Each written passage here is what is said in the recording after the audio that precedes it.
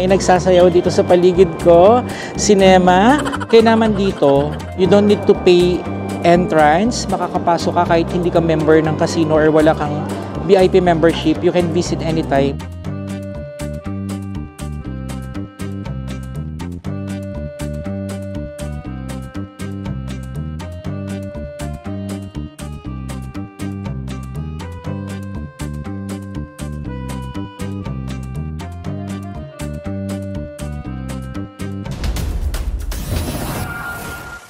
Hello everyone! Welcome to Perd's Kitchen TV. So, right now, samahan nyo kami ngayon dito sa Inspire. Dahil maraming Pilipino ang pumupunta dito, kaya na-curious kami, kasama ko ang tropa. So, samahan nyo kami at ipapakita namin sa inyo ang medyo kakaibang ceiling na LCD or LED splash na parang napaka-realistic. So, kagaya nung nasa likod ko, so tara, pintahin natin. At habang may mga lumalangoy na isda sa ibabaw, samahan nyo kami mga ka-kitchen. So yun, after 1.5 hours of travel galing sa aming lugar, nakarating na kami dito sa Inspire Arena. Medyo mahal nga lang po palang parking space dito, 10,000 won or 420 pesos. Ito po, kasalukuyan kami nag-aanap ng parking space dahil sobrang daming tao. Ayan. Dami siguro, no? Ang luwang na to. Parang ano din siya, parang Special thing to Nema kasi yun, may mga ano. sa pagdadrive at pagsama sa amin dito. Puno. Saan ba daw yung ano, kapatid? Diyan sa mismo. Hindi ko lang sure kung sana maka-entrance nga tayo dyan. So, papasok na kami dito sa Inspire. Ang pangalan po nito ay Inspire. So, wow, ang ganda. Maganda siya. Pagpasok mo dito, babungad sa iyo yung mga boutique, mga coffee shops, and marami pang iba. Ito ay isang malaking resort na bago dito sa Incheon, South Korea. At talagang malilito ka kung saan ka talaga pupunta. Hahanapin namin ngayon yung may mga isda-isda dun sa ceiling kasi hindi pa namin gamay itong lugar. So hanap-hanap muna. Pero alam nyo, habang naghahanap kami at hinahanap namin yung Aurora Media Show na yon, sobrang na-amaze kami sa lugar. Ang daming pwedeng pagpicturean dito, mapag-groupie, selfie, at ang ganda talaga ng paligid. Sobrang bango pa at talagang ma-amaze ka kasi marami ding mga restaurant at eto nahanap na namin. Located lang siya sa second floor malapit doon sa Inspire Arena. Eto yung bubungad sa'yo, yung napakagandang ceiling na nag-iiba-iba talaga yung mga design at yung mga nagpa-flash doon sa screen. So yan, nakita nyo, sobrang aliwalas at ang sarap sa mata. Marami rin mga tao dito, talagang dinadayo. Actually, isa lang to sa attraction nitong resort na to at casino. Pero talagang pinuntahan at nag-trending at talagang dinayo ng mga Pilipino or mga kabayan natin. So yan, magsisimula na. Panoorin natin. Talagang maa-amaze kayo. Tignan nyo, mabuti.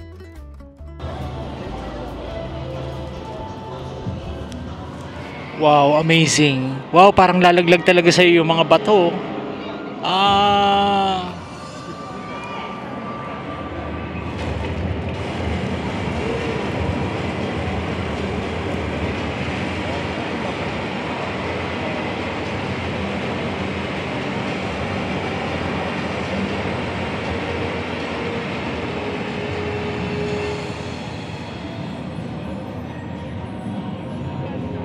Ito na, yan yung mga isda.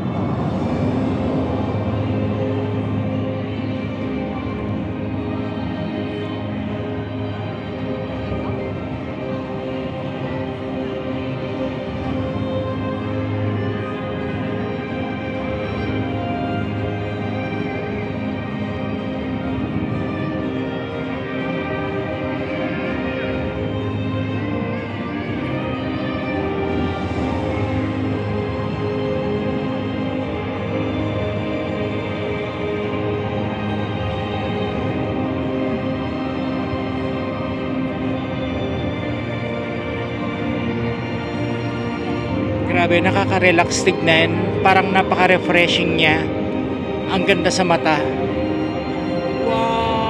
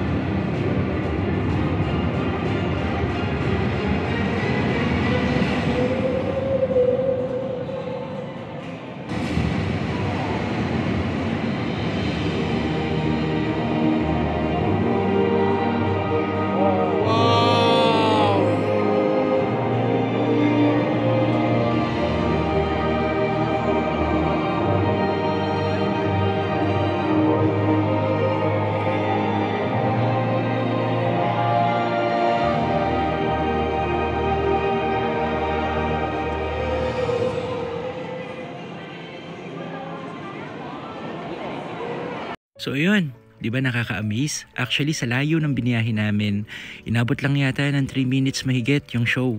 Pero nag-enjoy, nakita nyo naman yung mga bata, mga Korean family at iba't ibang lahi dito sa lugar na to.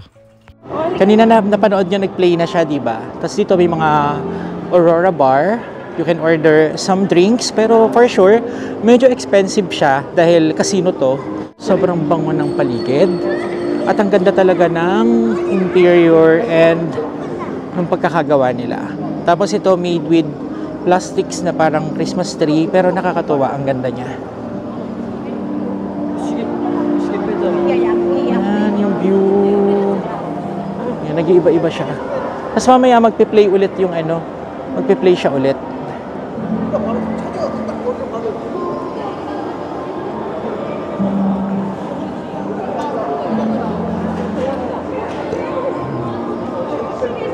Yung mga luxury editions. May mga nakita din kaming luxury bags kanina. Ito si Maine. Kasama ko si Maine. Pinicturean niya ako kanina. Ang ganda ng picture niya. Tapos dito naman, Cinema. At saka sila Ams nandito din. Sana ulitin pa nila yung pagpiplay. Kasi tignan nyo, sobrang ganda nung ceiling. Ayan o. Nakita nyo yan. Maganda siya talaga. Tapos dito naman, yan yung kabuuan niya. Oh, wow! Amazing! Marami pa rin nagpipicture kahit hindi na nagpe-play. E naman dito, you don't need to pay entrance. Makakapasok ka kahit hindi ka member ng casino or wala kang VIP membership. You can visit anytime. Basta ipa-flash ko na lang yung address sa baba. Pero sa ngayon, wala kami nakitang Pilipino. Galing na siguro sila kanina kasi ngayon ay 8:10 na. Sinadya namin pumunta ng gabi para hindi ganun sobrang crowded at sobrang dami ng tao. So naiiba-iba yung background ng ceiling every, I think, 2 to 3 minutes. And then mamaya, pag nag-play na yung mga giant pating at yung mga fish, nakaka-unwind, nakaka-relax, parang nasa loob ka ng isang malaking aquarium.